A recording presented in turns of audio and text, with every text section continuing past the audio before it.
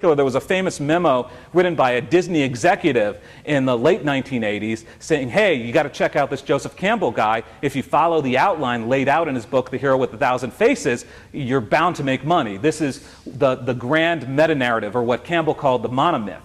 And in fact, the specific film he was working on when he wrote that memo was The Lion King, so it appears he had a point. Today, the Campbellian hero's journey, as it's so called, is so influential that there's not only screenwriting seminars and books about it, but if you go into several of the major screenwriting software programs, one of the alternatives you have to the classical 3-act structure developed by the screenwriting guru Sid Field is instead to follow the 12 steps of the Campbellian hero's journey. I would suggest, and one reason I'm emphasizing Jung, is that I really think as you begin to look more closely at Campbell, you could see how much he borrows his ideas from Jung, and how much, if you turn back to Jung, I think you get a much richer explanation of what's going on. I think one limitation of the way Campbell's ideas have been appropriated is they've mostly been described as simply a recipe for how you should make movies, rather than writers and critics really examining why these stories are so powerful and persuasive. Part of what makes Jung so passé today, and passé in academia, turning back to academia, is the essentialism implicit in his argument, at least as he originally stated it. Contemporary critical theory emphasizes the socially constructed nature of our individual subjectivities. Jung, on the other hand, suggests that we're hardwired to produce, to tell ourselves certain kinds of stories with certain kinds of characters. But post-Jungians, such as Andrew Samuels, James Hillman, and Christopher Hauke, have all suggested that we can reread Jung as an anti-essentialist, envisioning the collective unconscious as something not that's built into our minds, but instead as something in the culture, as a kind of idea space. We could see the fictional expressions of this kind of post-Jungian conception of culture in the work of such writers as the graphic novelist Alan Moore, particularly his Promethea comic, and Neil Gaiman in the Sandman stories, each of whom envision the imaginary space of the collective unconscious and project it into a fictional landscape. And the format of the graphic novel makes that, it gives them even more fluidity and expressivity, I think, than CGI film, where with a graphic novel you can really draw anything. I'd like to conclude by looking more closely at one specific Jungian archetype, the shadow. And I'd like to suggest, and by doing this, I'd like to suggest how Jungian ideas might help us understand the conflicted politics of fantasy today. For Jung, the shadow is the flip side of the ego. It's composed of the parts of the psyche that have been repressed by the culture and the individual, such as violence, aggression, sexuality, and other shameful aspects of the human personality. And in different cultures, this may take on different forms, depending on what a culture defines as shameful. Many societies, including our own, teach their members to reject and repress the shadow. Often, they project it onto others. For Jungians, this is the root of racism, anti-Semitism, and other forms of mass hate. But to Jung, this is not only vile, but also futile, as you can never escape your own shadow. That's why the term the shadow, I think, is such a wonderful metaphor. Instead, for Jung, the key is to engage and integrate the shadow into the personality, to claim that repressed energy and acknowledge the full range of your potential, even if it scares you a little. The goal is to dance with the shadow, and so to tame it. Jung's conception of the shadow parallels Freudian concepts of projection and terms such as the other as well as the abject. But rarely, in my experience, I find that rarely do Freudian models take the Jungian step of imagining how the shadow can be reintegrated into the whole personality. In The Lord of the Rings, we see two parallel models for engaging the shadow: repression and integration. The orcs represent the shadow as absolute, unassimilable other. They have no redeeming qualities. They are hateful, ugly, and incapable of love. They appear to have no families and to enjoy nothing other than mindless violence. In other words, they bear no relation to any real-life military enemy, however vile. Instead, they are simply the projection of our worst fears and most shameful traits. They're filthy, disgusting, messy, violent. How do our heroes respond to these vile creatures? They kill them all, stack the bodies high, and burn them. The battle with the orcs takes up 1/2 of the narrative of Lord of the Rings. And I should point out, it takes up a little less in the books and a little more in the movies. And perhaps that suggests a political shift between the books and the movies. But the other half tells a very different kind of story, as Frodo and Sam take the One Ring into Mordor to destroy it at the top of the volcanic Mount Doom.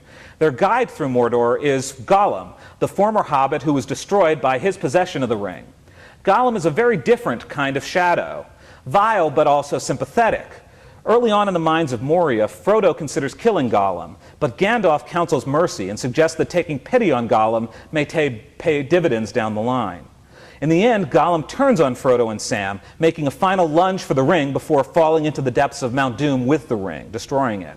But Frodo's willingness to engage and understand Gollum is what allows him to make it all the way to the top of the mountain, and Gollum ultimately becomes the ring's unwitting destroyer. Here, then, is, I think, a beautiful model for the integration of the shadow, not by giving into it, or even by pretending that you can turn the shadow into a nice, warm, fuzzy part of oneself, but by refusing to pretend that you can ever run away from it or destroy it, and instead engaging it. Now, I would suggest that one reason for the stunning worldwide success of The Lord of the Rings is this choice it offers between two ways of engaging the shadow, two parallel narratives. Audiences thirsting for bloodshed can root on the slaughter of the orcs and tune out during the Frodo and Sam scenes. Those interested in something less brutal can concentrate on the story of Frodo and Sam and Gollum. And actually, I would suggest in practice, all of us do a little of both, because I think in our contemporary culture, we are pulled in both directions to both models of how to engage the shadow. Now, many liberal film scholars have attacked the Lord of the Rings films for the racist implications of the representations of orcs. I haven't mentioned all the orcs are played by dark-skinned Maori actors from New Zealand, and there really are unfortunate racial overtones and parallels to the way the orcs are presented. This appears to be, I think, a real blind spot in the director Peter Jackson. There are similar problems that come up in his version of King Kong.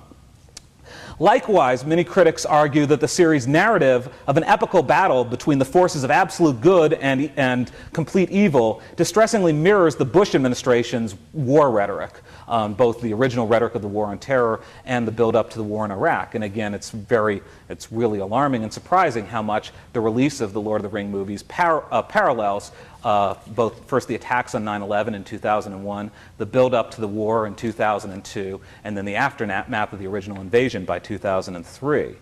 But a Jungian reading suggests a more complex story than simply attacking the political incorrectness of Lord of the Rings. It suggests, as I would suggest most popular culture texts have more than one possible reading because they address such a large range of audiences and contain so many competing and conflicting points of view. But I think a greater attention to this Jungian perspective and a greater attention to the power of fantasy, rather than, I think, the current dismissal of fantasy, can help us understand exactly how these fantasies speak to us and help us build a political culture that is attentive to our fears, our desires, and our possibilities. So, thank you very much.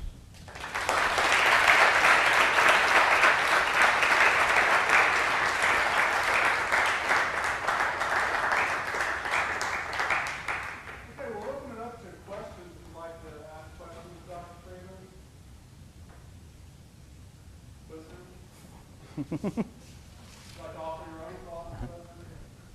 do you believe that science and technology are incompatible, or do you believe that you can create, essentially an ultra movie or story of some sort, combining the two in a way that would have even greater? Combining science fiction and fantasy? Hold on one second. Before I answer this, let me see if I can turn my light on. They told me it was number 8. I can't find number 8 here in the dark. Hey, all right. Well, I think there have been genre hybrids. I